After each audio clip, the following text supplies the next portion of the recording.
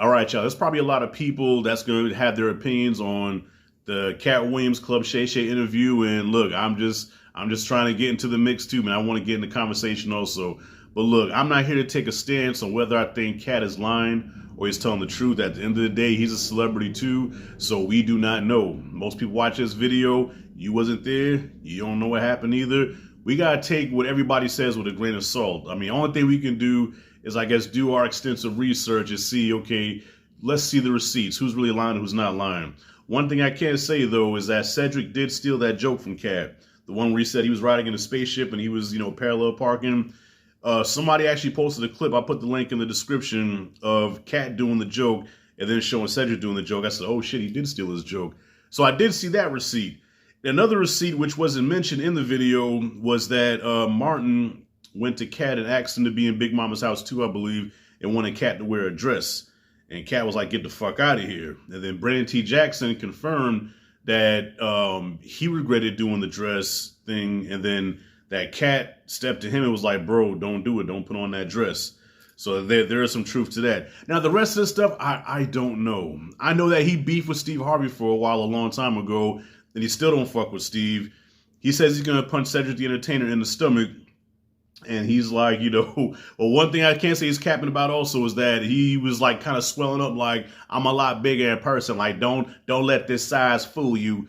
Bruh, we all seen you get beat up by a fucking 15-year-old, man. I ain't trying to say Katt Williams soft, but he did get beat by a jitterbug. All right, that's all I know. And to make it so bad, he hit this little nigga with everything he had. You see the snap in that punch. It was a good punch. You see the snap in that punch, and that boy ate that shit and took Katt down and choked him out with the $1 Million Dream. Remember that move by the $1 Million Man, Ted DiBiase, the $1 Million Dream? He had him in that shit. Put him to sleep. Just like me falling asleep on a boring-ass movie. So like I said, I'm not here to say whether he's lying or not. I just feel like I had to address it. I just feel like, so Rashad, what's the whole point of this video? I just wanted to speak on it. All right? But a part of me, okay, I guess I am going to take some of his stance. A part of me feels like he's telling the truth. But on the surface, it appears as if he's hating.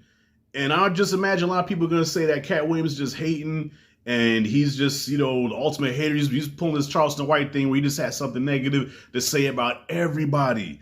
I mean, from Tiffany Haddish to Kevin Hart to, Steve Harvey, Cedric the Entertainer, Ricky Smiley. He said Ricky Smiley is not talented, not funny. He can't do anything without putting on a dress. Even called out Tyler Perry. I'm like Shannon said, like, nigga, who do you like? Like, you talking about everybody. And you could tell Shannon Sharp was uncomfortable with this interview. Like, I don't think he saw this transparency coming. Like, you could tell it just threw the whole interview off. And he said, too, like, I don't even know where to go from here. Like, Katt, I don't know where to go from here, Katt. Shit, he put him in a very uncomfortable spot. But, look, I guess this is a situation of when you poke the bear, I guess they poked that little ass koala bear. And Katt said, I'm exposed to all of you bitches. Okay, this nigga came out with a Tommy gun and started spraying. All right, he came with razor blades and lemon juice. So it's going to be interesting to hear how these comedians come back and if they have a rebuttal. But then again, these niggas got too much money. They probably like, man, fuck what this nigga saying. Nobody listening to him anyway. Because the whole reputation of Katt Williams is that he's on drugs and he's crazy. He's talking out of his mind. That's the first thing people want to do is they want to dismiss you as being crazy. And Dave Chappelle spoke on that a while ago where he said, they're quick to call somebody crazy. It's dismissive. I don't think Katt Williams is crazy. Katt Williams is a very intelligent brother. I heard him say some words during that interview where I said, what the fuck did he just say? I had to look that shit up in the Webster Dictionary. All right, so the motherfucker is bright. All right, and he knows how, unlike T.I., he knows how to use the words.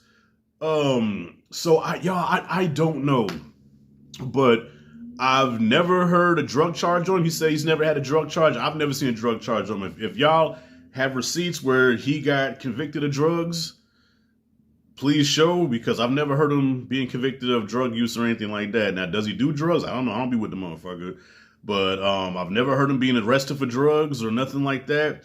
Kevin Hart said he was on that shit. Ari Spears said he was on that shit. But then again, these are his rivals, so who knows? Oh, and he called out Faison Love, too. You saying that Faison Love is full of shit and that he's never had a comedy special, which is true. And I like Faison Love, but he hasn't had his own comedy special, and you can't even say that Phase on Love is one of the top comics in the world, but he is one of their biggest critics. Who the fuck am I to talk to? I critique movies. I never shot a movie in my life. I guess a lot of us are full of shit in our own ways. Anyways, y'all, what's your whole thoughts about this Katt Williams situation, man? Do you feel like he's capping? Do you feel like he's telling the truth? Do you feel like he's exposing them? But then again, because of his reputation, nobody's going to take him seriously. So I think, I know what he was trying to do. Like, okay, let me pull the wool off these people's head. Let me, take it behind the veil. But when you're already labeled as crazy, it's like the boy who cried wolf. Ain't nobody gonna listen to you, man. Unfortunately. So him doing this, yes, it got him some exposure. It's gonna get Club Shay some good numbers, but Steve is still gonna be hosting a million TV shows. Ced's still gonna do what he do.